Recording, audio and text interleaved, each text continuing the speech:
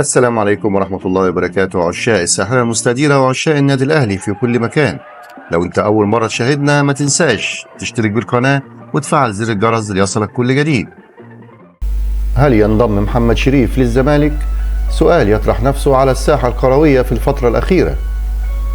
وقال سيد مصطفى وكيل محمد شريف مهاجم الخليج السعودي إنه تفاجأ بالأنباء التي تتردد بشأن رحيله عن فريقه الحالي في ظل عدم استقراره نفسيا وفنيا، مؤكدا أن كل ما تردد لا أساس له من الصحة. وأضاف مصطفى خلال مداخلة هاتفية مع الإعلامي هاني حتحوت ببرنامج الماتش على قناة صدى البلد أن محمد شريف يرتبط بعقد مع الخليج السعودي لمدة موسمين مقبلين سيقضيهما حتى آخر لحظة، خاصة وأنه سعيد ضمن صفوف الفريق. وأشار إلى أن الأنباء التي ترددت بشأن رغبة شريف بالرحيل هو عدم مشاركته في آخر مباراتين، إلا أن هذا الأمر قرار فني بحت ومن الضروري احترامه، خاصة وأن طريقة اللعب تغيرت من الهجوم إلى الدفاع.